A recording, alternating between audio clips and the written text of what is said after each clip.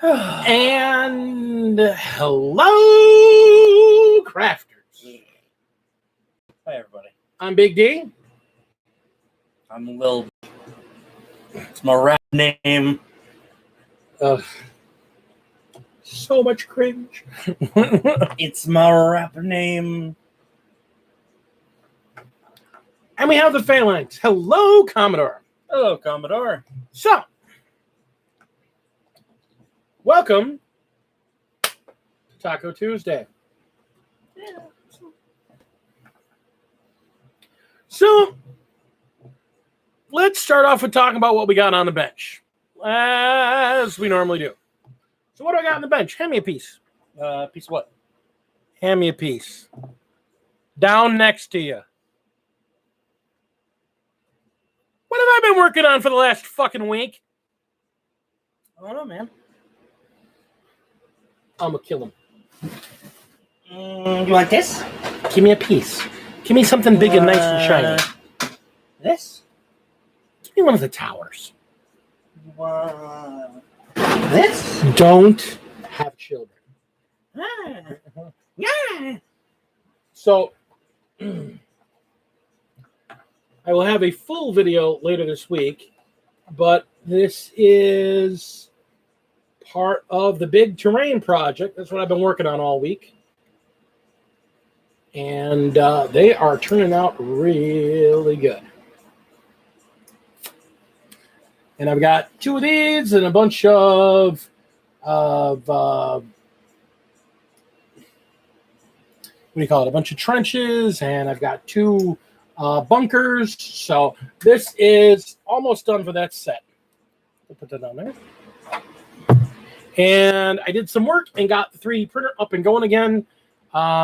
We had found out that where I'd had it before, we were getting really weird prints. And I'm like, oh, what did I do to my printer? And it's not the printer. It was a location because it was causing it to vibrate really bad. And so I've been printing some figures for my Shadowrun campaign that I'll be basing and painting and doing some stuff for. So we have figures on the rise. Ray is going to be running it's not Dark Heresy. What is it? No, it's Dark Heresy. Dark Heresy campaign. So he's printing some proxies for character models and stuff for his game. So, yeah. I've got Kazakins, which... that's what the model is. These are Kazakins, but they're essentially going to be proxies for inquisitorial troopers under the Inquisitor that the party will be working for. Like basically, like their team of troops that holds their home base or whatever they need. Holds the landing craft while we go out to look at stuff. Yeah. So and when they need like reinforcement, if they run into real trouble, they do have. So I got to get with Pale Orc because he wanted me to print and test some stuff for him. And I haven't seen him in a bit, so I got to get that stuff out, print it, and take a look at it because the printer's back up. But yeah, so cool. They look good. I like these prints. And since Kazakins, whatever the hell you want to call them, they really don't exist as a model right now. I don't feel bad printing them because you can't really get them right now. They don't exist. My man Gita Hyper Sapien and Tina Raven, good to see you both. Good evening, good evening. What's going on? Well, I got to do some wash work on the stuff I've got working. What'd you do? Did you cut yourself? No, there was just a little piece of the lining on the back of his helmet that I had to get. Okay. I'm going to do some wash work, and then I'm going to, once that's all done, I'm going to film it up. And then we're going to start to work on the Mechanicum stuff, which all has its base coats. And then we're going to do the detail work on that and weather it up. So that's what's nice. He's going to be painting figures. Lots of figures. I have come Lady D. The decision. She's not dead. She's alive. So I've come to the decision that I think I'm going to hold off for 40K for a little while. At least the war game itself. Not that I hate it. I don't. I think it's really cool. I really like it. But I think my desire to make this tabletop game work very well is going to take up a lot of my model building time. I'll play, like, if Dad lets me borrow his armies, I'll play when we go over and to Faclandia and stuff. And Ben, you will see me on Saturday. If you're there Saturday, you will see me. So, there's that. But I've kind of come to the realization that the wargaming aspect of 40K has become less of my interest. Or wasn't my interest to begin with. Really. I'm going to bring a bunch of my Slaneshis. I'm going to sit down and I'm going to try and figure out how to put an army together. And you're going to show me how to roll dice. Ben's going to teach me how to roll dice on Saturday. Because I am lost at this freaking... My gosh, I've been trying to look at AOS, and there's just things I do not understand about that game. So you're more of a role player than a wargamer. Yeah. And that's okay. Yeah, that's the idea. I'm going to bring a bunch of stuff. I'm going to try and piece together 600 points or get as close as I can and roll some dice and see how it works. Because Age of Sigmar has still weird rules that I'm not really sure about. Lady D is still stuck in California. Lost to the land of heat and death. Suffer. Nice. So, yeah, I mean, and it's okay that you're more of a role player than a war gamer. That's fine. Someone left the door open, and we got a couple flies in the house. They're making me crazy. We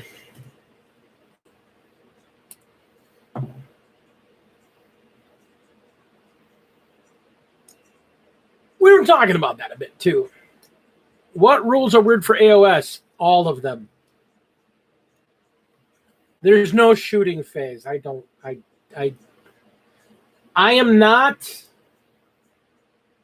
I haven't played real fantasy wargaming in 30 years. So it plays differently.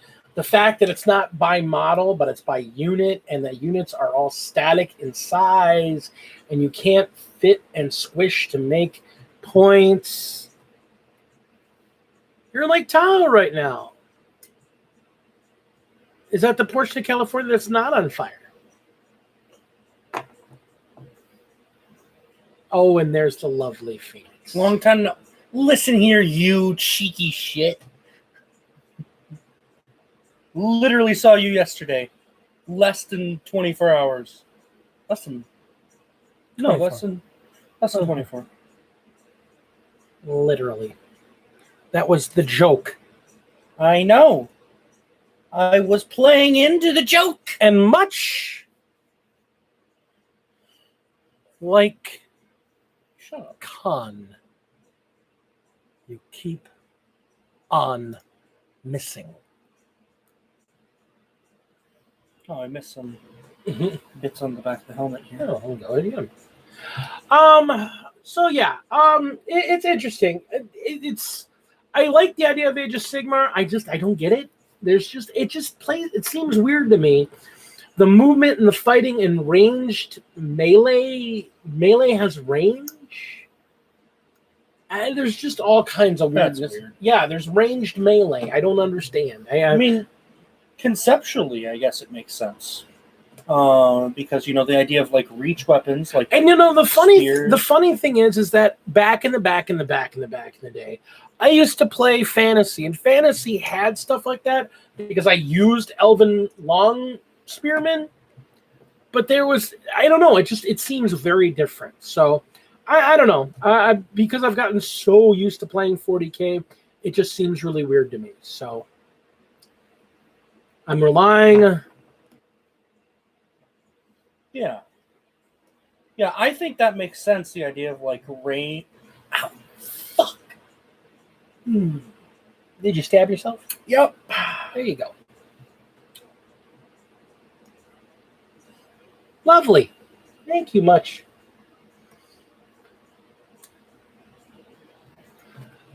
We were talking about a couple things about that too. Oh man. You have brought me around on one of the points you made. I have. I think my dislike for the Primaris project has been settled.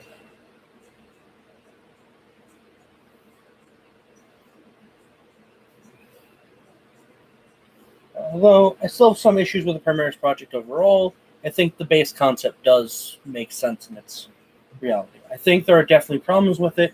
Like, it takes a lot of the character out of the Marines by, like, how the Marines worked in essence. So now it's just, there are your bolter guys, and that's a squad. There are your melta guys, and that's a squad. And there are your plasma guys, and that's a squad. Yeah.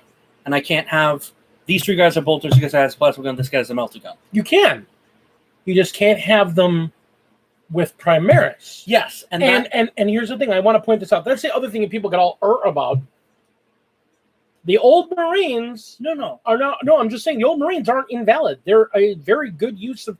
I mean, my army uses half old Marines. No, and I'm not saying that that's you can't do that, but I'm saying that the Primaris themselves taking that away feels. I understand why they do it, because they can sell. Here's your heavy weapons squad essentially, and these guys have melta guns. And here's your, like, more, like, killing tougher infantry guys. And there's your Hellblasters. Yeah. But... Appreciate you, G. Appreciate you. And I think them giving them 2 wounds, like the Primaris, the normal Marines getting 2 wounds, has fixed some of my issues with that, too. So, it's...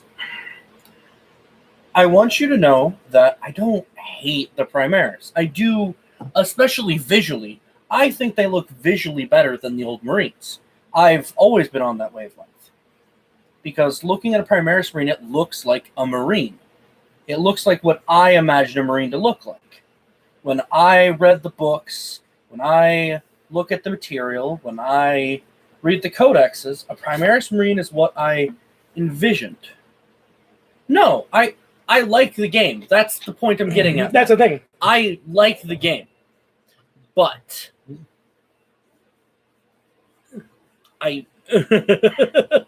that's not my thing. No. I do like the game. My issue with the game itself is that it's not as narrative as I wish it was. And that's not a fault of Games Workshop or even the players or anything else like that. It's a fault of mine preferring more narrative-based storytelling. And I know there are narrative campaigns for that. Yes, exactly. That was what I was going to get to. I love the concept. We had this conversation, actually, before we went live. I really like Crusade. And if I were to be a man who, when I do eventually build an actual army, because I will eventually be doing that, be building an actual army. Crusade is probably going to be the main way I play. Honestly, it's going to be my primary, like... The biggest problem I have with Crusade, other than a lot of the extra paperwork, honestly, is the fact that if you're playing Crusade, you have to have other people that are also playing Crusade at the same time, so that you're all kind of doing the Crusade campaign together. And that's not a bad thing. Perfect example, Tina Raven is running a Path to Glory campaign, which is basically Age of Sigmar's Crusade. Yeah, and it looks really cool. It'll be fun.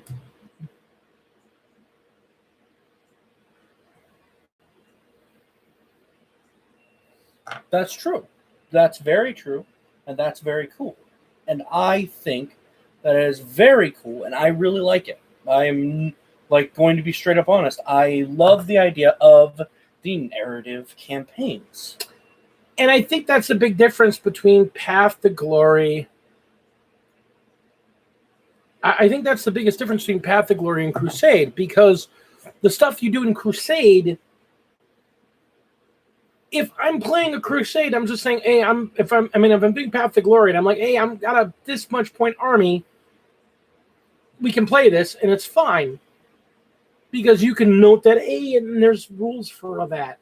I think with Crusade, the way they set Crusade up, and don't get me wrong, I actually, when I started off, I hated Crusade. I'll be honest. Very well done. I will tell you, at first I hated Crusade, and the more I look at it, I'm like, I don't love it. I wanted to love it, and I don't. And there's the problem. Because I want to play 40K.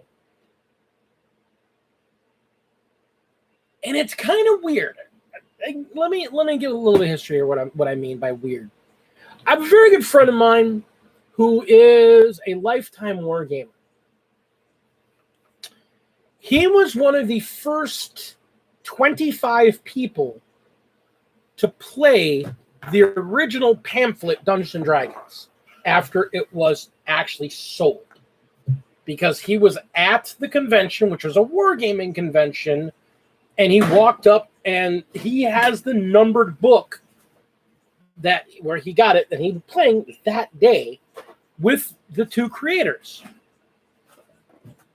And it's a really interesting point because he talks about in the early days of role-playing games, people at conventions, wargaming conventions, would specifically advertise no role-playing events. That we are a role-playing free wargaming convention. And roleplay was discouraged by hardcore wargamers. But then again, hardcore wargamers weren't dealing with a lot of fictional settings. The early wargamers were dealing with actual real-life events. They were dealing with World War II and World War I and Revolutionary War and Civil War and Napoleonic Wars, and they were dealing with all these other wars, and they weren't doing the fantasy aspect. Fantasy thing wasn't a thing. Medieval was as close as you got. And what happened was you had the guys that created Dungeons and Dragons originally created Chainmail, which was based on fantasy, which was based on medieval wargaming, but they added magic to it, and that evolved into an actual role-playing game. You go forward years, and now there's a lot more flavor, and there's a lot more fantasy role-playing, and there's a lot more fantasy wargaming, and it kind of came back around. And I'm of the school that I love role-playing games. I love role-playing games, but I like wargaming. And I really kind of like keeping the two apart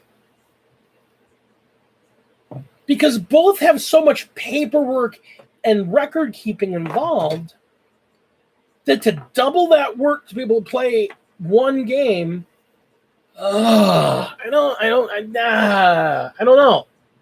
So, but I'm willing to give it a shot because there's a lot of other people willing to do the same thing. And I think if we're going to be miserable together or we're going to be great together, we're going to do it together. And either way, we're going to have fun. I can honestly say when I looked at Crusade to start off with, I was like, oh, I don't know. And I didn't like the rules for this. And I didn't like the rules for that. And there's a lot of stuff I was like, nah. And then I saw somebody do a narrative campaign in 9th edition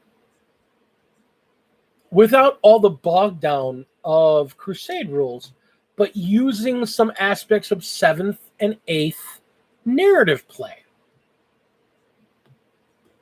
And some aspects of Age of Sigmar 2nd edition narrative play to create narrative missions and narrative settings for the game. So I'm actually kind of working on a narrative campaign that's not going to be Crusade levels of narrative. but it will have some storytelling involved to it. And if it all works out, we'll be filming the different battle reports. We'll be telling the story in battle reports and interspersed in between story bits of the bigger picture. We'll be telling it with 40K Wargaming, but there will be some narrative storytelling to it. So, Hey, Casey. hey, Casey. So, yeah, I see the draw of it. The difference is with me and my son is that my son likes the idea of wargaming, but he loves role-playing. My son, bless his heart, is not a very competitive person at times. I mean, I can be in certain situations. the funny thing is, you being competitive is you having a competitive mindset, but you don't put your grind to it either. Because, I mean, you really wanted to play Magic, and then... Okay, to be fair, No. we both know why that happened. But I'm not even talking about that. I'm talking about, I want to play Magic, but I want to tell a story with my deck, because I want specifically to have elves and wolves. I want elves and wolves. I want to tell a story with my deck. You built a Magic the Gathering deck to tell a story rather than kill people. Yeah. Okay? I'm not saying it's a bad thing. That's fair. The storytelling one I'm talking about is the one I want to do is specifically for 40K. And I'm not giving any details on it now because I've just started roughing out the basic ideas. But when it works out, it's going to start off smaller armies. It'll start at 1,000-point battles. And as the war zone heats up, bigger forces will commit. And one of the things I want to do is, depending on which zone on the planet you're in, there will be effects in play. Like if you're playing in the jungle, there will be a cut down on range because you can't see because of all the overgrowth. And if you're playing in heavy Arctic, icy cold situations, you won't be able to fight as well because everything's bogged down with ice and cold. And this is what I'm doing with my narrative campaign. I'm making different zones within the planet where the fight is. And there'll be reason for any armor to be there. So it's, like I said, it'll be a long-term kind of thing with maybe 1 or 2 fights a month. And many of them won't have me playing. I'll have 2 other people playing their armies because you guys don't want to just see me rolling dice and playing every other week. That's no fun. I know the stories. I kind of want to take a storyteller's perspective to the game. So, I know it's a little off topic, but I'm looking at these models. Yeah. I like my Space Marines. Yeah. I do. But, dude, these models are cool. Yeah. Are you back on Imperial Guard kick? I think I'm back on my Imperial Guard kick. He's back I think I will do my Space Marines eventually. I want to still do them. But there's something about these models specifically. So you want to put together I want to put together House Winter Guard. So you want to put together a Tempestus Scions army. Yeah. I know Guard isn't great right now. Well, I mean, they're going to get a book eventually, and they'll be good. Yes, you, Lady D. I don't know what you're talking about. You lost me. You lost me. But I think, I think I'm back on my Guard kick. I think I love the Space Marines. You know that. The Space Marines are great. But men with flashlights, not even flashlights. I know. And you're right, Ben. That's actually been my issue for a while. And that's kind of what I keep telling them. It's like, they're going to get a book soon and they'll be fine. It's not about the meta, and it's never been about the meta. And that is an important point about this house, this household players. It's never been about the meta. It was about how many fucking models I had to paint. That was the issue. And you know what? That's not going to be any less. No, it will. No, it really won't. No, it really. These models are way easier to paint. Tell me they're not. Than the guard? Yes. You didn't want to paint the guard before. Like, oh my God! I painted the guard, and I hated it because it took forever. Yes. Well, and then we're not going to get into that. We're not going to have that conversation here. We're just going to say, okay, you're back on guard, and you want to do Best of Science. Your science? What? What? She has a single box of Scions that I've been threatening to build for like a month. Like I should say for like a year. Like they're her Scions. Okay. Miss, I haven't touched a 40K model in over a year. Oof. I was back for a week and I was touching 40K models. Oof.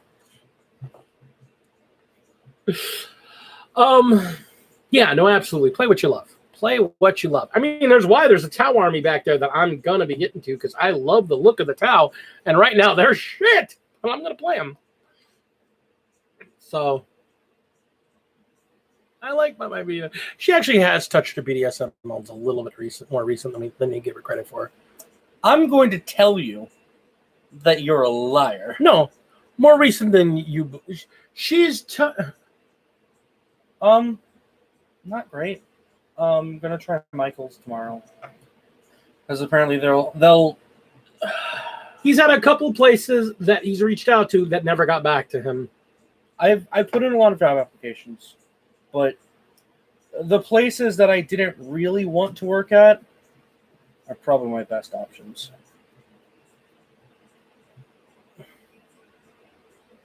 I didn't really want to get back into retail, but that's why you go on a stocking crew, and then you're not really in retail, you're just stocking stuff. yeah, And you're fine with that. Come on. yeah, And you'll be able to work the hours you want. it's true. You'll be free for gaming. Yeah. And mostly no weekends, as far as I understand. Maybe Sundays. I know, Nick. I get it. He's a good kid. I really hated Office Max. Did you just drop a figure? No, You dropped something. there was like some white pieces. Oh, okay. Yeah. Their feet are. We're gonna be gluing them. It's okay. They don't need to be perfectly smooth. Remember, you have to glue them. We want them to have some texture there. Don't use his government name. Remember, he's Commodore. He's Commodore. I said one part of the name. I said nothing else but fine. Brick. Nick the Brick. Commissar. Communic. Communic. So yeah, I mean, again, that's a big thing. You know, it took me a while to get around that. I really wanted to play competitive. I still do want to play competitive. But that's part of the reason why I'm really shoving hard to do this narrative campaign, because I want to have an excuse to play figures, you know, like, oh God, their thing went all wonky here. Oh no. Oh no. Oh look, it's fine. You know, I mean, there are figures that in a competitive list you would never use playing some of my favorite armies. Or fireworks. I'm gonna strangle somebody. It's the United States. We're gonna have fireworks for the next month. We had fireworks for 3 weeks leading up to the 4th of July. Up until 2 or 3 in the morning some nights. Our neighbors fired off enough fireworks on the 4th that when I went outside Monday morning, there was a pile of fired off boxes from fireworks that was literally waist high and as wide as my car. What's bad is on my drive to work today, I was going down Green Tree, which if you don't know Milwaukee, is basically a side street. But it's the only street that goes through between 2 major streets. I was going down Green Tree, and I passed by the school that's on Green Tree. and somebody dumped in front of the school all of their fireworks boxes because you're not allowed to fire out fireworks in the city. So they dumped all their fireworks boxes in front of the school. I kid you not. It was at least 8 feet tall. It was at least 6 feet wide. And it was at least 20 feet long. It was ridiculous. I don't get it. I like fireworks. I don't know. You and your sibling are like, it's loud, it's loud. It's just, I don't see the point. They're fun. No, they're not. They're totally fun. Whatever. I like big explosions of bright, shiny lights. I was a rave kid.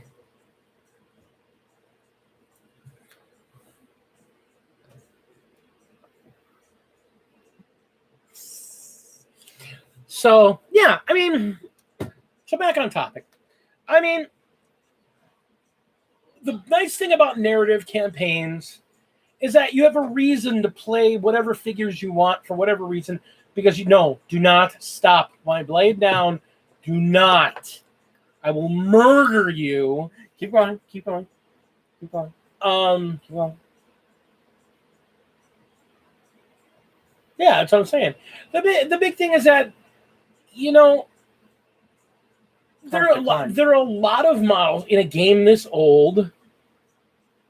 I'm sorry to hear that, Al. I love them. I absolutely adore them. But I understand there are people who don't like them. I don't know.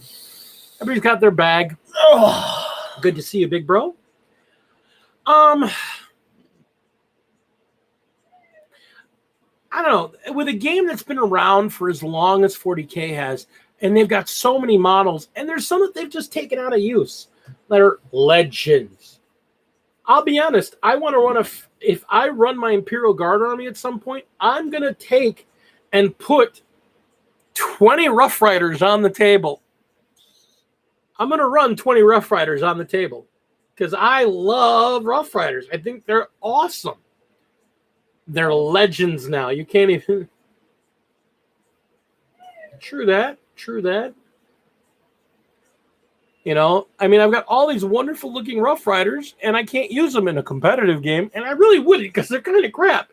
But they have one really cool thing they can do. You know what a Rough Rider can do? What? I come in on turn 2. From where? Wherever I want. I mean, yeah. Anywhere I want. Like I'm on the table. Can't the fucking Tempesta squad do some, like, drop-in? Yeah. I forget what their role is. Yeah, they can drop in. That's cool. Because they're basically drop. You know what I want to do? Put, like, parachutes on all of them. Like, open parachutes. They don't come in with parachutes.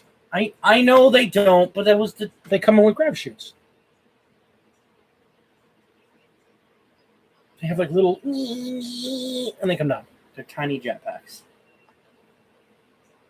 They have a little plug that they put in their butt. What? I don't know. What? It's like a bottle rocket that they attach to their butt. Shut up.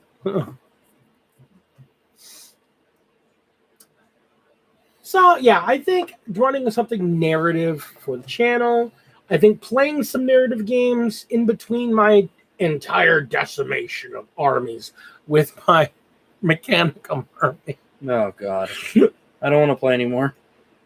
I don't want to fight your Mechanicum. Mechanicum are fun. Yeah, sure. I bet that's what the player you were facing last time said. I'm sure they enjoyed the 6 mortal wounds slapped on top of 80 shots around. Sure they enjoyed that a lot, Dad. You know what? Too bad.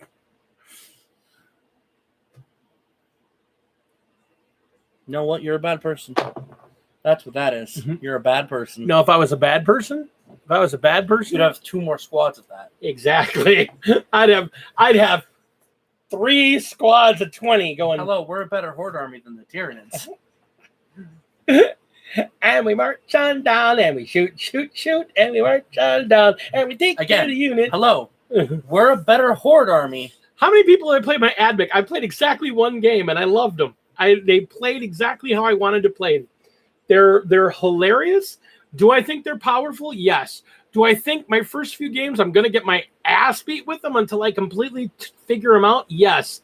But am I going to enjoy it? Yes, because they're hilarious. They're beep, beep, boop dudes in robots. I mean, essentially, that's what A Gao 8 any day over anything. Al, I have an army for you. You shut your damn mouth. You have now understood what the Mechanicum are all about. Stop it. No. Stop it. You're a monster. You're... By the way, I played one game. I put 20 shots to you, 20 shots to you. No, they have to go on the same unit. They have to be on the same unit. Yes. So I'm going to put 80 shots into you. That's a deleted unit. I don't care. I don't care what it is. Titan, too bad. Baneblade, too bad. It's taken at least 6 mortals. Oh man. Although, would it be great against like a Bloodthirster or something? Really, take 6 mortals. Yeah, you do. No, you take 4 mortals if it's got that ability. Yeah. Yeah, that's what I said. So it's not. They wouldn't be great against a Bloodthirster. No, Bloodthirster could tear them apart. That's what the tanks for. Still only at 4 damage in one shooting phase. And that's what I use the robots for. The Castellans walk over to go, well, yeah. I'm a happy robot. Here I stand. Shoot, shoot, shoot, shoot. I have a question for you. Because I don't know how the rules work. Have they fixed summoning from 8th and 7th edition? What do you mean fixed? Because I've heard that summoning for Chaos really sucks. Is that still true? I don't know. I don't play Chaos. That's fair. One of the few factions I don't play. I can tell you right now, when I played against Chaos, he didn't have any problems. He completely shut down my 380-point mech, my 380-point Custodes death machine. He completely shut me down with freaking pink horrors. That's fair. I've heard... And like I said, I love the Gao 80. I love the Gao 8 Avenger. You're preaching to the choir here because the A-10 is the best vehicle ever made by the United States military. Let me tell you, I have an army to show you because they're basically an army based on that aesthetic. Nope. Like take the A-10 and add it to like the Strata Fortress, and that's the kind of aesthetic the army has. Oh, and Leonardo da Vinci. It's hard to explain, but they're hilarious. So, Gatling cannons and bat wings and parachutes. They're ridiculous. There's a slight problem I'm realizing with the narrative campaign. What? It's the fact that most of the armies in the house that are currently assembled, or that are currently in the midst of being worked on, are Imperium armies. That's why I'm not... It's my narrative campaign isn't open to just me. I reached out to 2 gaming groups of people. Okay. And it's not going to be just me playing. I'm going to be GMing, letting them play. I'm just setting the ground rules. Okay. Like, I already got one of the major Tau players in my area said, hey, I'm in. Okay. And so my buddy Max, I can more than likely get him in with either his Harlequins or his Aladari. Or his demons are. Then can I ask also how these friends that you have invited that I'm excited to play with? Yeah. How competitive would you say they are? When I tell them it's a narrative campaign, and they should build for the narrative, they will build for the narrative. Okay. No, I just know that, No. I'm going to people saying, hey, I'm running a scenario type thing, and there will be rules to building armies. So, it's not just, I'm just going to take all my best units and kill things. There's narrative aspects to the storyline. Yeah. I'm taking that into account. And again, like I said, one of the big things is I'm going to players and going, I want you to build a narrative army based on this concept using this faction. Like, I know for the Tau army, I'm going to tell him only use Farside Enclave. Because I know I want to build this Tempest army. Yeah. But if you need me to build something else, I can. No, you play whatever you want. The whole idea is I'm going to be telling the story. Okay. There's probably going to be multiple Imperial players, and if I can avoid it, I'm going to keep the Imperial players from fighting each other. 2v2. I want a 2v2 fight. That very well. I put down 1,000 points of guard. They put down 1,000 points of Mechanicus, and we fight. Not Mechanicus, because of the narrative. 1,000 points of guard, maybe 1,000 points of Marines, or 1,000 points of Sisters. Okay, I want you to imagine. So, I put down 500 points of guard. This is the last battlefront on an objective point to start the fight. Enemy has 2,000 points. And then the Space Marine player deploys in the second round with drop pods. They're the rest of the points for the Imperium side. I think that would be kind of cool. I have plans in place. It's conceptually just a cool thing. Like I said, I have some things I'm working on, especially for the finale. But I mean, there's a lot of things to work up to that point. Because there's a whole story I'm trying to tell. So the first thing is to set the stage. I'm going to get my ass beat. That's what's going to happen. Well, your guard. That's what you do. I'm going to get my ass beat. And like I said, I will try to avoid the Imperium facing Imperium, except for Mechanicum. The Mechanicum have a different slightly mission than the other people in this area. So they may take 3 pieces. I'm going to build House Winter Guard. It's going to be cool. And again, it'll be narrative. You want to play tonight? Put a knight down. Again, it's part of the narrative. But that was what brought us to the conversation. Let's quick talk about news. I don't think there really is much news. This past weekend, Age of Sigmar 3 dropped. Dominion box is out. Initial reviews say the orcs are hard as crap to build, and have some really pain-in-the-ass figures. But overall, the figures are pretty gorgeous. 40K has some new stuff coming out this coming week, but there's nothing on the rise except for Gaunt's Ghosts. I've now seen the full rules for Gaunt's Ghosts, and they're dumb. They're dumb. They're like a meme unit. Like, the unit has 6 guys, and every single guy adds an ability to the unit. But as they take wounds, you have to take... Yes, on my bed. Yes. Every guy you take from the unit has an ability, so as you take wounds, you're taking off special abilities of the unit.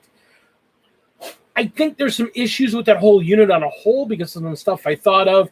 But again, that's the competitive brain in me going, that's kind of broken because all 6 people in the unit are considered characters.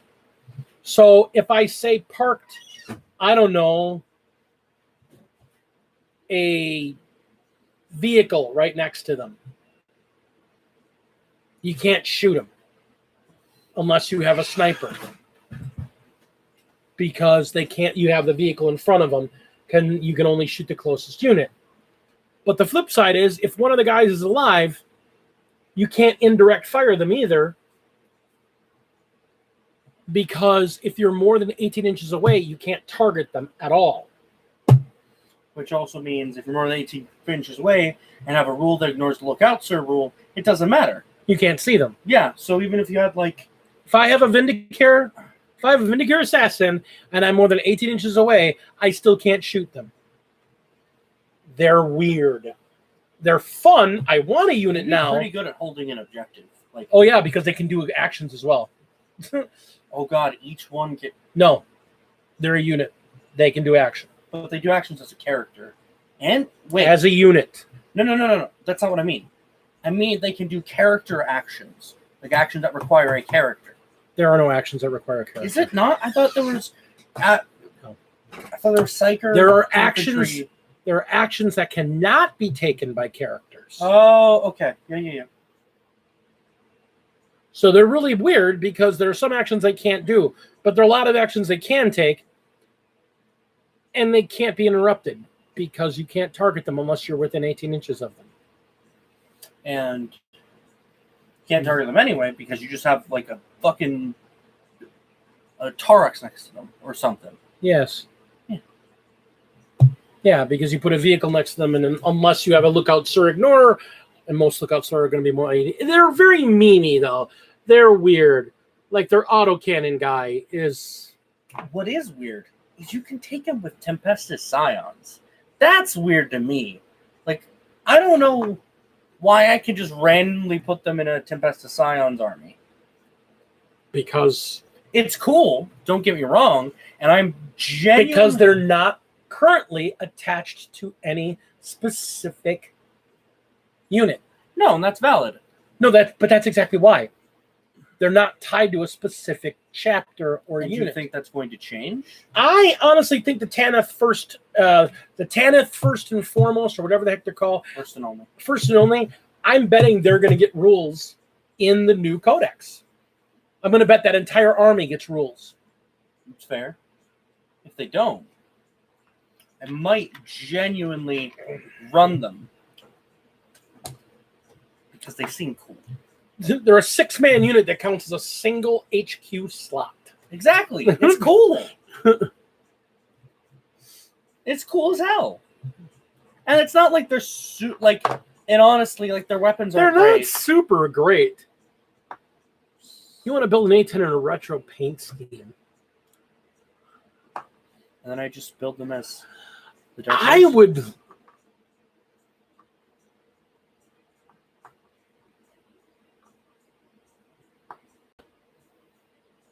Is that?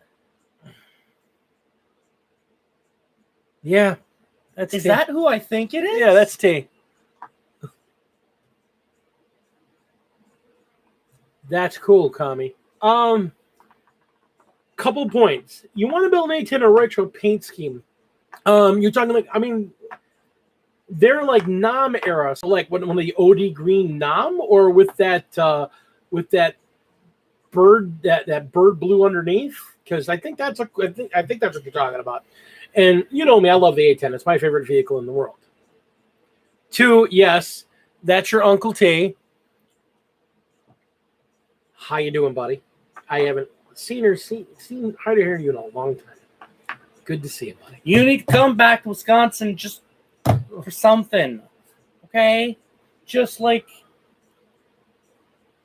with Normandy invasion strips, that'd be cool looking. I miss you guys. Now, here's the thing, Commodore. I don't think the first and foremost, or whatever they are, the first and only, whatever, the Tanith first, I don't think they have actual rules because they have them in there. But I was looking at them in Battlescript. They don't have actual Tanith first rules. But they're part of the Tanith first. So it's just like, I hope. Indeed, too busy selling drugs in the pharmacy. He'd love to come, but he's too busy selling drugs. Ooh, that's a nice pose. Whatever. I'm just saying, it was a cool pose. Sure. That's fair. I want an excuse to be to hang out with you. And yes, he does sound like a younger me. I fully recognize that. Maybe we get him in the game. No. We set up a tablet and let him play. You're a nerd. I'm just saying we could get Uncle Thomas in the game and then... Hello, Jack Mueller. Mr. Jack. Jack is preparing to meet me on the field this Saturday. Dun, dun, dun. Skype. Ugh. No, I'm kidding. My man Jack. Jack is bringing his army, and I don't know and I don't want to know, because I've got my list done. You just found whatever directly counters. No, I have just a list. I have the same list I get my Necrons. Playing that same list. Just figured out how to counter you. No, it's fine. I mean, but I don't know if Jack's bringing his Imperial Guard, or if he's bringing his or if he's bringing his Blood Angels, or a mixed force. I don't know. I don't want or surprise. Mechanicus. No, because he wouldn't have that many unpainted models. He's already got too many unpainted ones. No, he slapped on Mechanicus. They're all like just spray painted red. It's just 4 squads of 20-man ranger groups. That's like 18 points.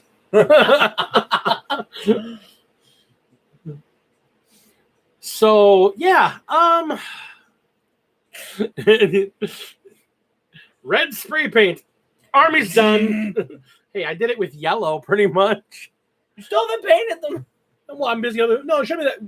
Bring me the guy. No. Bring me the spider tank. No. Hand me the spider tank. No. So I can show it to Uncle Thomas. Here. Well, that's not a spider tank. So, Uncle Thomas doesn't know about Warhammer. No, he doesn't. Huh.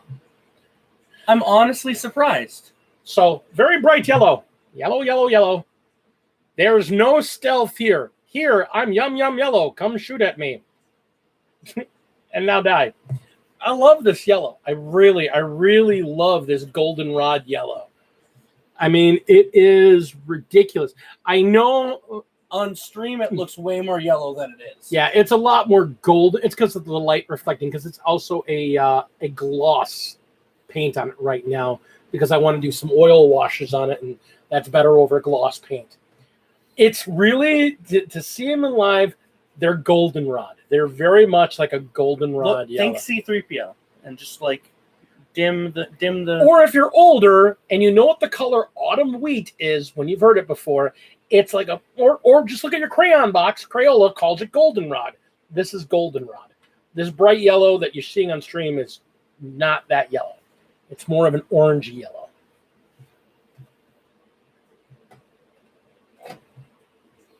Yeah, mustard. Yeah, it's a little bit darker than mustard yellow. It's like French's mustard yellow, but a little more yellow. That's fair. I like it. I don't care. I like the yellow. Oh man, that's fair, Thomas. Ah, dude. Biohazard yellow, little too bright yellow. Yeah, it's actually more of a goldeny, orangey yellow. So, and the entire army is that color. It's ridiculous. I love it that color. That's fair.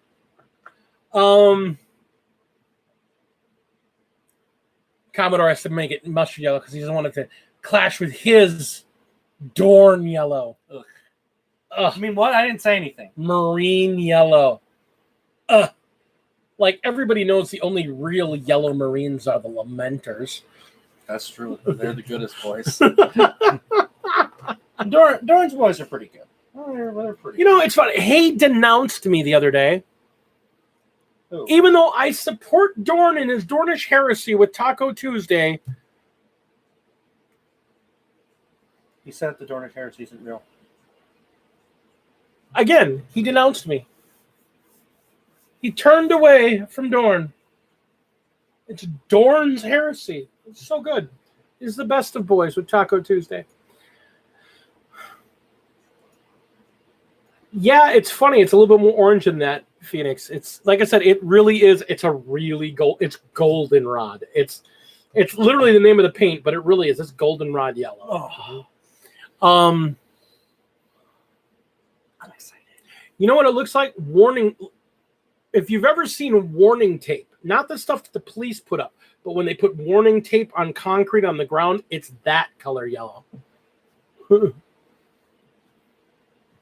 Taco good every day, just not just Tuesday.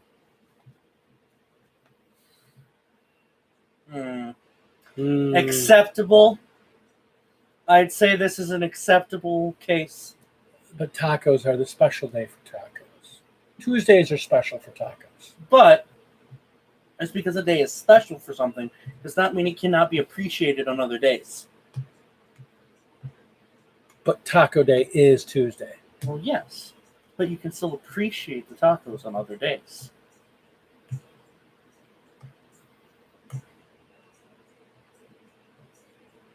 People preach to God Emperor every day. But there's a specific day of the week too. There is not Taco Thursday. That's heresy. Taco Thursday is straight up heresy. What? Taco Friday. And thus the Dornish heresy was born. There's already enough joy on Fridays to not need the addition of tacos. Taco Monday, then. Why would you? No, no, no. See. Now we're back to heresy. Tacos is Tuesday. Too bad. Fridays is for fish. Fish Monday. No, fish Fridays. Your face is a fish Friday. Although fish tacos on Friday I would find acceptable. Card declined. Life declined. No, that's Burger Day. Burger Day is every day. Pizza Day is every day. Tacos are Tuesday. Taco Sunday. Ugh. Why would you ruin tacos by putting them on Sunday? I thought it would ruin them by putting them on Monday. Monday's the worst day of the week. Sundays are the worst day of the week. Mondays are the worst day of the week. They're both bad days. No. Sundays you still have like part No, of the you day don't. here. No, you don't. You know Taco and Sunday. You're talking Taco Sunday. I have to go tomorrow into the spice mines and grind. Yeah, but today you're able to enjoy a lovely taco. Monday is the worst day of the week. Roast beads? I haven't had roast bead. Roast bead. Roast beads. All right. So the discussion we were having earlier. What was the discussion again?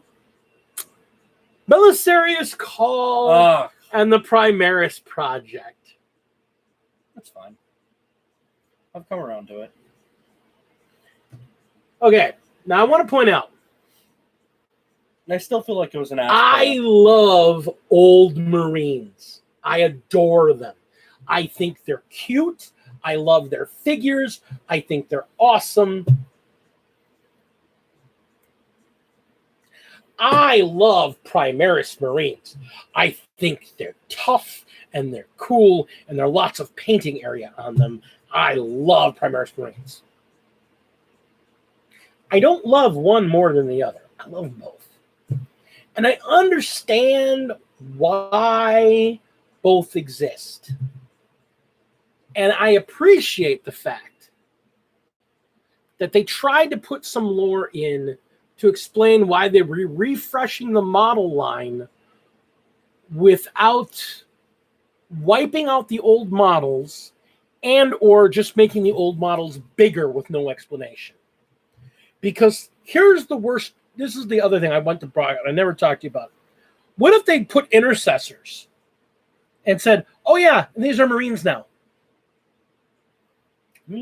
I mean, I've got a squad of tactical Marines, and now I put down intercessors. But intercessors they didn't create Primaris. They just made new Marine models. So I have a squad of intercessors, styled Marines, the new Marine model, but they're tacticals. And you put them next to, let's say, a bunch of 6th edition Marines. I mean, they did it for orcs. Yeah, they did. But they're not that much different in size. That's not true. The original orcs are much smaller than the much smaller, yes. Than the new. True. They're much. The whole scale of the game was. That's the other thing, and that's the other point I think a lot of people miss. The scale of the game, the model scale, has been slowly growing. Because if you look at 2nd edition, if you look at 1st and 2nd edition models, you look at Marines, the current Imperial Guard Cadians are bigger than 2nd edition Marines right out of the box. Like a head taller than Marines. Yeah. When you put a Marine on a 25 millimeter base, his feet didn't hang off the sides. As they increased them, they started making them bigger and taller and whatnot because they realized the technology got better. But they started making the bases a little bigger because they wanted to start making the figures better because it was about, and this is where the conversation went. Games Workshop is a miniatures company that happens to make a game that they sell their figures for. Their money is the models. The editions of the game, the books are pennies compared to the money they make on the models. Yeah. Looks good. Yeah. That's a 25 millimeter base. No, that's a 32 millimeter base. Yeah, that's 32. But That's a 32 millimeter base. So, as the scale's gone up and they made the models bigger, they realized with these new designs that they had, they put them down. I mean, you look at a Primaris Marine and you put it next to the last edition of Tactical Marines, and they tower over them. yeah, And if they had said, well, this is the new Tactical Marine design, it's just the new Mark 7 armor, people would have freaked out more about that. I don't know about that. I think they would. I think they would have totally freaked out about that. But they've been because there was such a massive size. But difference. now it's to scale with the other models of the Imperium, because now the Primaris, how they're described in books, they're even a little shorter on the tabletop than they should be. That's the issue. So when you look at how the Primaris are scaled, they are now essentially true scale Marines for the tabletop. A guardsman next to a Primaris Marine is about the size comparison that they should be compared to a normal Marine. But Primaris are supposed to be about a head taller, maybe even taller. So now we have the issue that they're still not to scale. Because it's not an exact scale. And because again, a perfect example of how you know it's not everything's perfect to scale. Look at every transport vehicle out there. Yeah. I could put 10 guys in there. The hell you can't. No, and I don't disagree with you. I agree but that's the thing. If they built everything to scale, a Bane blade would be the size of a shoebox. Yeah. They're not. They're not. A Rhino would be pretty close to that size too, being realistic. You got to put 10 dudes. I've been in an APC. I've been in a 113. That's fair. And that's the thing. You got to look at it. You look at how big those guys in their power armor. I mean, they would literally have to make a Rhino at least this size just for regular to scale transports. Yeah. And that's the thing. Again, they're trying to sell models, but they're also trying to make a game playable. If I'm building all my stuff to scale, especially the vehicles, I mean, honestly, you're not using any aircraft. You're not using a single aircraft. Most people do not realize how big, like, a vehicle aircraft. Like, I think a perfect example is the Vulture. The Vulture is a aircraft that is a drop vehicle that you can drop 10 dudes out of the back of. It's so small. It is tiny. That's fair. No, and I don't disagree with you. That's a fair point. And that's the thing I think a lot of people forget, in that this is not a true scale to scale. Everything scales the right way. Army, the only thing that matters to the rules are the bases. But it's cool. I love again. I'm not disagreeing with you. It's why I want to run Primaris as just regular Marines. I want to use Primaris models because I understand it's not accurate. But goddamn, is it cool to be able to look at a Primaris Marine and then look at a Guardsman, and be like, that looks like a Guardsman standing next to a Space Marine, and that's cool. And that is part of what I love about it. But the flip side, and I don't disagree with you, but here's the flip side of that. When they introduce new models, oh, the lore's all stupid. Oh, now we're going to have to rebuy all our models. Yeah. The game has a monetary buy-in. Yes.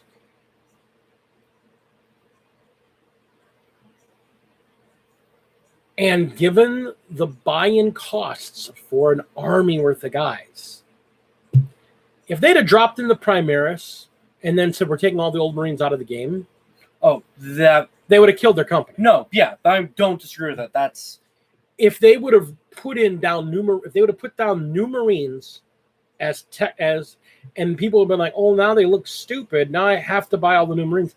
They would have gotten the same backlash. Because gamers, if nothing else, are great at being outraged. That's fair. Gamers are some of the biggest Karens I've ever met. But this is why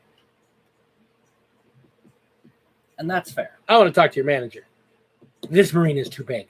That's fair. And I get that. Like, I'm not disagreeing with you on any like, you are making points that I agree with. These are, but it's cool. I'm not saying it's not cool. You're right. Like, Although I don't know if I like these new orcs. That's fair. The new orc boys, I like the current model range of orc boys. I actually really like the current range. You like the beast snagger stuff. Oh no, I'm not talking about beast snaggers. I'm saying talking about the boys on that same point. Yeah. The boys are kind of the new boys. I mean, they've only seen like 2 of them.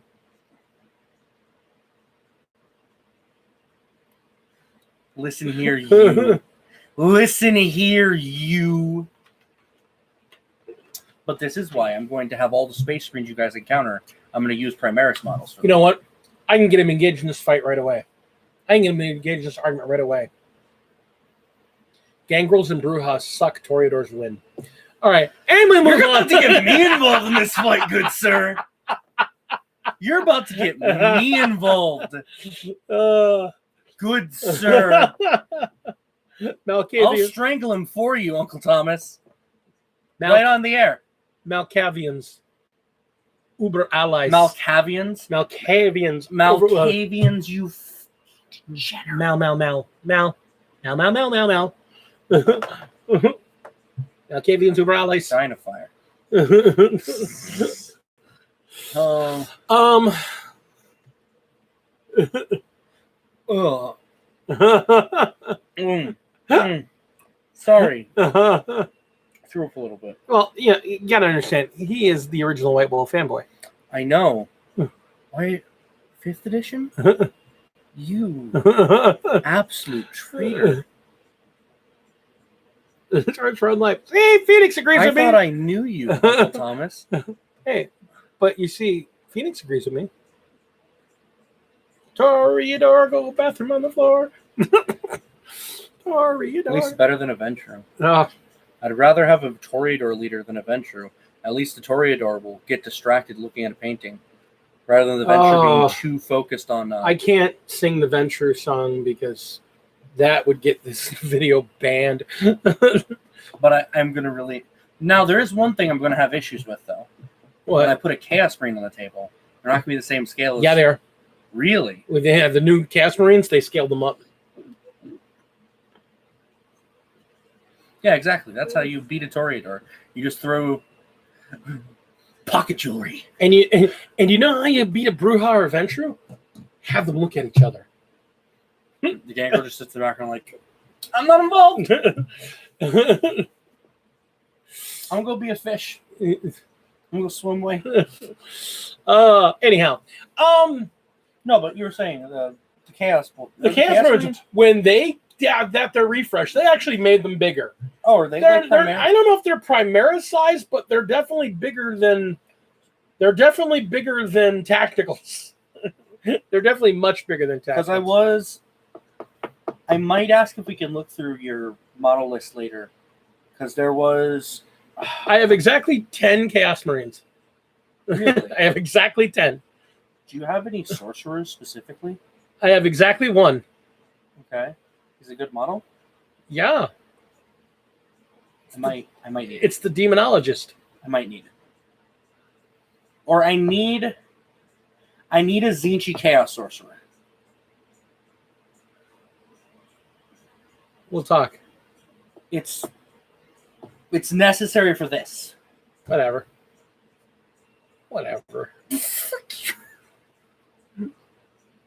Don't be a dick. Do we have Zinch demons? Or No. Zangors? Fuck. No. Do you have Zangor models? No. You know why? Why? Because Zinch sucks. Oh, God. Oh, no. Slanesh or Nurgle or go home. Oh, no. Aether. You know what's really great about Khorne? They look cool. You know what's really good about Slanesh? They're better fighters. Give me one moment.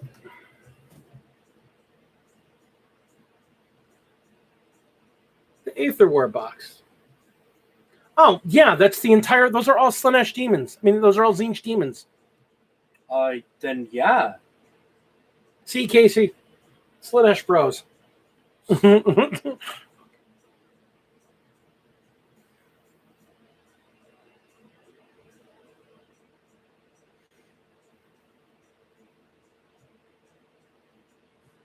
Yeah, there's a couple of Age of Sigmar models in there. Yeah, you guys keep going. I'm just saying, there's a couple of Age of Sigmar models in there, and then there's a bunch of Tzeentch stuff in there. Because don't just want to sit in the middle of the stream and just like... Mr. Ryan, good to see you, sir. I was just talking about you as the one Tau player I know. Well, most people have to have taste. Hey, he's got taste. Remember, Tau came in 4th in the New Jersey Open.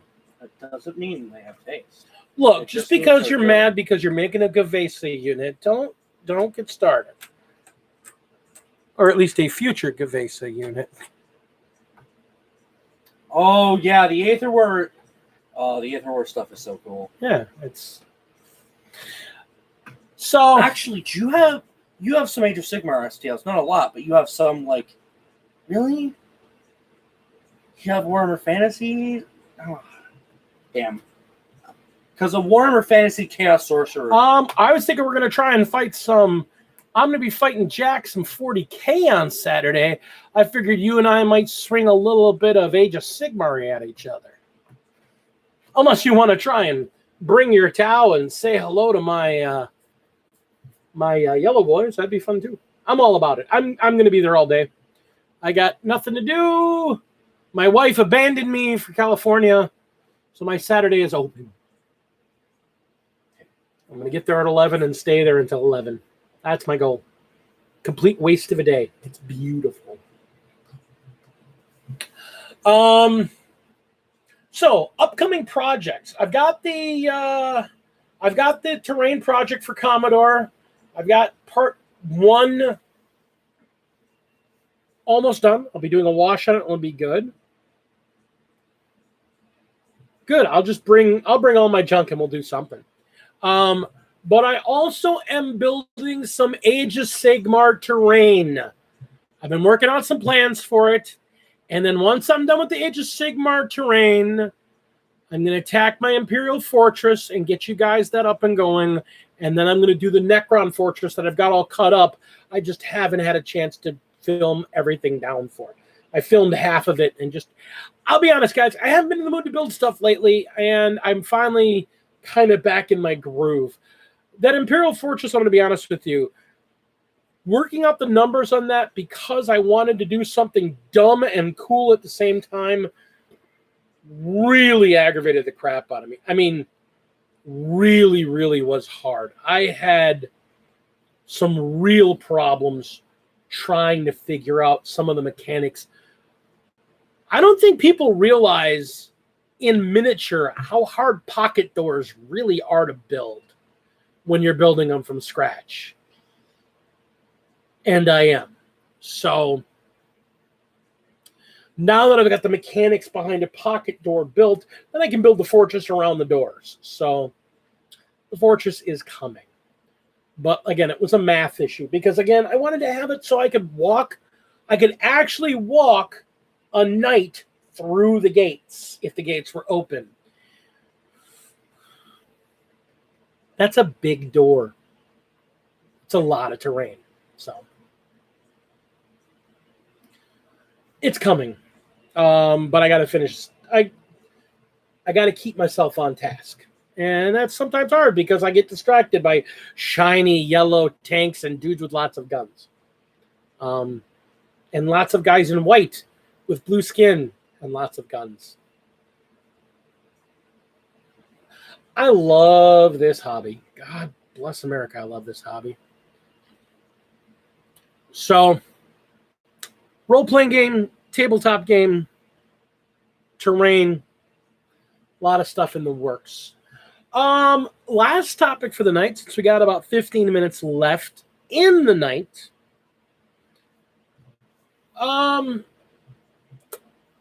I think I'm going to talk a little bit about where we're at and what we want to see coming out of the rest of 9th edition. Because there's been a lot of rumors and a lot of talk. Orcs are supposed to be next, and that'll be with the Beast Snaga box.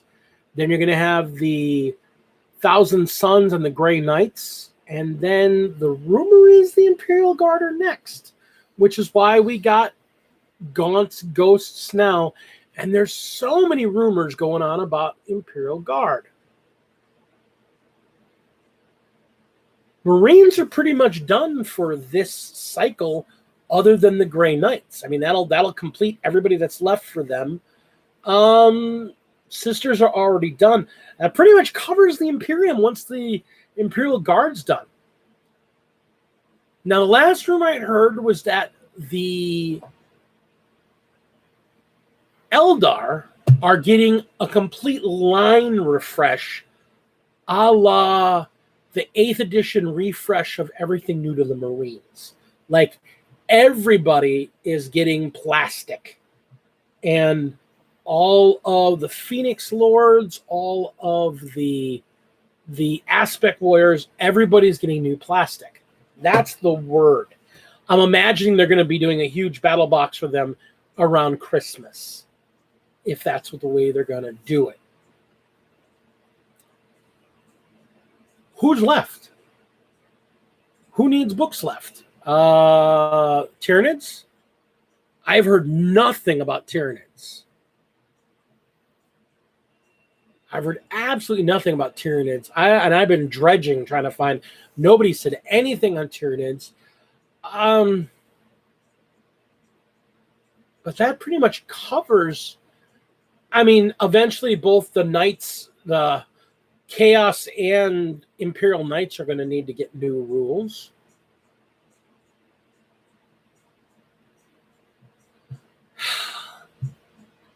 I don't know. That's the thing. If they do, they're probably not going to get their supplement updated until after everyone else gets their stuff, because the Marine book itself was so inclusive of stuff. And you're looking at a couple of units that, you know, it'd be nice, but I mean, other than the Ultramarines, I mean, the Salamanders have what, 2 named characters? And they have no specifically special units. The Imperial Fists have 2, 3 named characters. The White Scars have 2. Iron Hands have 2 named characters. I mean, the Ultramarines are the only guys out of the non-compliant chapters that actually have a plethora of named characters. And that's really Pedro is a Crimson Fist. So, I mean, okay, and the Crimson Fists, I guess, fall under. But didn't they put Pedro in the base book? I don't know. I didn't really look that far into it because, I mean, there's not that many, unfortunately, other than the big 4. You know, you look at Blood Angels, Space Wolves, Ultramarines, and Dark Angels. Nobody has the level of named characters.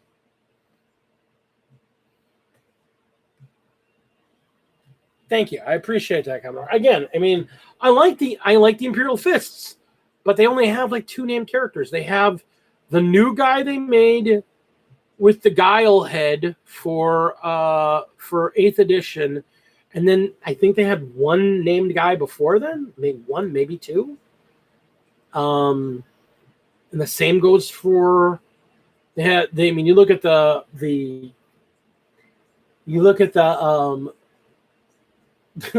the Raven Guard had the 1 guy, and they refreshed him. So that was it. I mean, and that's the problem. The other Marine units, they don't have flavor. I mean, not that they don't have flavor, but they don't have any flavor. I mean, they really don't. That's why they're Codex compliant. They're pretty stock standard. They have a couple named characters, but for the most part, they're pretty stock standard. And it's the non-compliant units that really they've got all this junk for, because they've been the focus of entire expansions. I mean, the Ultramarines have been the Blue Boys for 20 years now. Yeah. You know, the Blood Angels and the Wolves have had so many named characters between the two of them. They're ridiculous. And the Dark Angels just as bad. I mean, well, no one is as bad as the Space Wolves. Nobody, well, Ultramarines are getting up there. Okay. But again, nobody is as bad as... I was about to say, nobody's as bad as... Wolves probably double the next highest number of named characters in the Space Marine chapters. And that's not even a joke.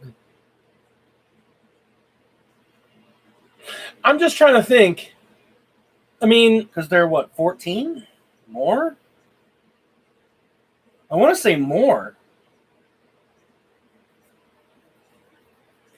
They have enough named characters that you can't run them all in a single army. Yeah. You run out of HQ slots. Yeah. Because what, you could at best split them into 4 patrols? Yep. And that would only get 4 of them. And there's more than that in captains.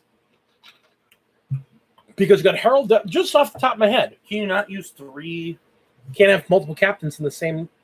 a Wolf Lord is a captain, and you can't have multiple captains in the same detachment. And Herald Deathwolf is a captain. Ragnar's a captain. But not all of them are captains. We got to remember that. Not. That's the other thing. Najal isn't. Who? Najal. No, he's a named Psyker. Yeah. And of course, they also have the only named, the only named Dreadnought. Really? The only one? Are you sure? There's not an official named Dreadnought anywhere else in the game. Fuck. Yeah, I guess you're right. I can't think of any others. I think there's a Forge Ruled Salamanders one.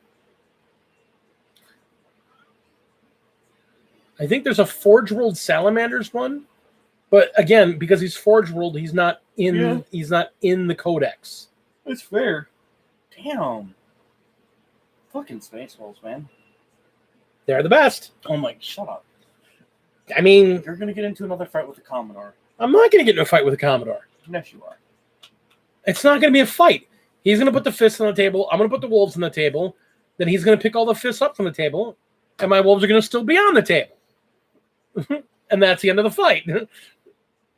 And I'm not wrong. What do you mean? And he can't mute me. Space Wolves are Mary Sue's. Like any of the Space Marine chapters aren't. The Iron Fists aren't, because they're not good at anything. You mean the Iron Warriors? No, Imperial Fists. Oh. Because, I mean, here's the thing. They're not even the best at shooting, and that's their specialty. Not even the best at fortifying. Astartes intensifies. Like the Iron Hands can out-fortify the Imperial Fists, apparently. No, the Iron Hands can't out-fortify, but the Iron Hands... You know, the Iron Hands aren't as good as they used to be anymore. Thankfully, they nerfed them quite a bit. They nerfed them back to normalcy, which I'm thankful for. All I'm saying is Dorn. Oh. The thing is, in 30K, the Imperial Fists are great. And Dorn is great in 30K. It really is. Still not the best Primarch, though. Well, I mean... Not the greatest nor the strongest. I mean... Both of those titles are held by the same man. Layman Russ, the only man that has a tank named after him. Because they had to come up with something that had at least semi-near his firepower.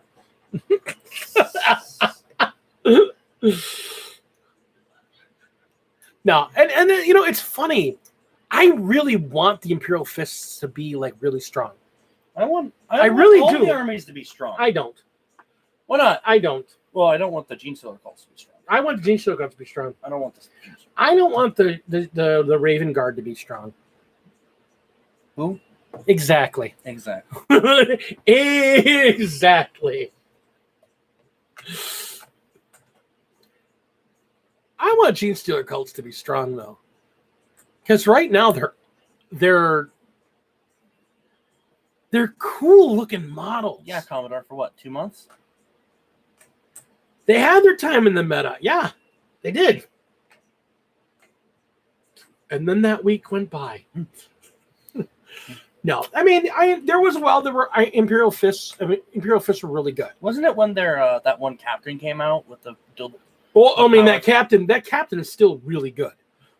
He's still. Oh, I can wound a knight. Admittedly, that's true. That is how most meta goes. The problem is, and I will tell you this honestly and truly, I think the nerf they put on the Imperial Fists was not only unnecessary, but it was stupid. I say that honestly and truly. I think the nerf they put on the Imperial Fists was. I want to wound a Titan. I want to wound a knight on 2s. But here's the whole thing. Their whole thing with the Imperial Fists is that they took away their ability to damage stuff unless it was really big and they were using really big stuff. But you don't use really big stuff. It was dumb. They basically said, "Oh yeah, heavy bolters, they don't count." That's what they did. They took heavy bolters and took them back away from what was being cool. It sucked. I want the Imperial Fists to be good. I do. I want almost all armies to be good, except for the Gene Stealer cults. Why do you not want the Gene Stealer? They're nasty. I know. That's why I want them. No. I want them and the Tyranids to be awesome. I mean, Tyranids are okay. They're better. They eat everybody. Nom, nom, nom, nom. Yeah, it's better than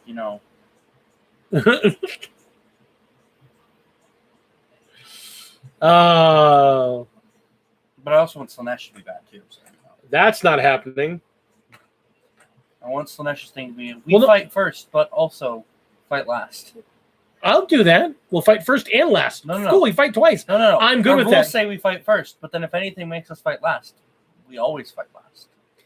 Just something to fuck with Slaanesh just to mess with you. See, I don't care about actually messing. See, here's the thing. The problem with Khorne is that I didn't say a goddamn word about Khorne. I didn't say a damn. I was gonna say. I think it's unfair what they did to Khorne. I think it's unfair because the World Eaters should be the best melee Marines in the game. Somehow it's fucking. But the Emperor's Children win, thus proving that Fulgrim is the best Chaos Primarch. Fulgrim's a bitch. Fulgrim was so bad that he caused a pair of Thousand Sons to turn traitor against Chaos just to say fuck you to him. That's how lame Fulgrim is. No. That's not a bad part of Slaanesh. That's because the Thousand Sons follow Tzeentch. No. It's not even that. Disgusting.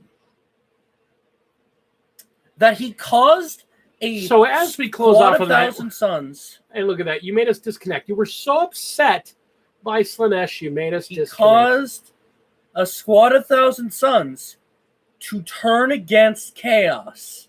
We're disconnected right now. Shut up. Look what you did. You disconnected us. Look at that. Against Chaos, just to fuck over Fulgrim. You know why? Because they're followers of Tzeentch, the weakest of the mascots. No, because you know what didn't come through their mind when they're talking about like what they were thinking? Nothing about the gods did. You know what went through their mind? Fulgrim's a bitch. That's what went through their mind. They're like, man, this dude here, this Rylanor, he's a bad bitch. So fuck they're like, Fulgrim. we're so inspired by Fulgrim's traitorous son, Rylanor, that our own god is weak. That tells you something. So we're gonna roll up for the night here and thank our patrons Eat a bag of all dicks. they do for us.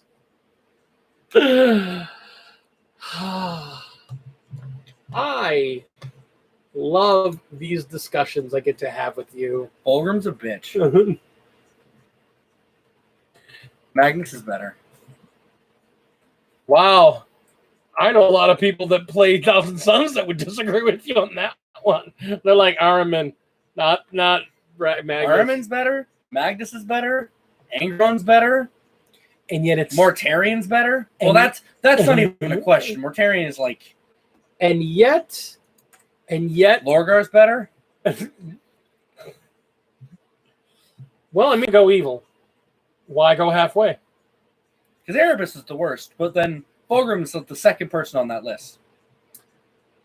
So we're gonna give a shout out to our battle brothers. Oh, here we go. James Brown, Mini Warmutt, and Zane. Yeah. Thank you for being our battle brothers this month. Then we have our battle leader tier, which is Thomas Ellie, oh. better known as Hellworks by Hellchild. Is it Ellie or Eli? Eli, Ellie, ELY. We have Black Rose Dragon Knight, better known as Mythos from Frost and Fists. Yeah. And of course, our buddy from Cleveland, Joe Bookish. And lastly, oh no, it's the Warlord tier. You know what it is. It's two. There's two of them. These two lovely, wonderful people. We have the amazing, the beautiful, the talented Flight of the Phoenix. And we have Commodore. He keeps us safe, and he shows us why Dorn's armor's yellow. Because he peed in it. I didn't say that. You get to be mad at him. I didn't say it. So that being said, I want to thank all of you for coming in tonight. I want to thank you for those upvotes. I want to thank you for being part of this great chat. And 17 people at one point. We had 17 people at one point. That is amazing. And I'll thank all of you for being with us tonight. For our regular weekday Taco Tuesday, Talkin Warhammer Tuesdays. Yes, we are. But you know what, Commodore? I love you, man. I love you too. You are the biggest, baldest bitch I know. And I love you for it. You're kind of bald. You're getting. I am bald because I'm trying to be like Commodore. Card declined. We love all you so much. We thank you so much for being with us. Take care of each other. Roll them dice. Play honestly. Play fairly. Play for fun. Play for the reasons that you enjoy the game. Build your army because that's what you want to build. Oh, God, Ben. Oh, my. Ben, you and me both. We should do it together. Tickle each other's fingers through his beard. Ooh. Love you too, Casey. Love all you guys. And thank you so much for being with us tonight. And we will see you some point this weekend. And if nothing else, we'll see you next week, Tuesday, on our next Talkin' Tuesday. Thanks again and have a great night, everybody.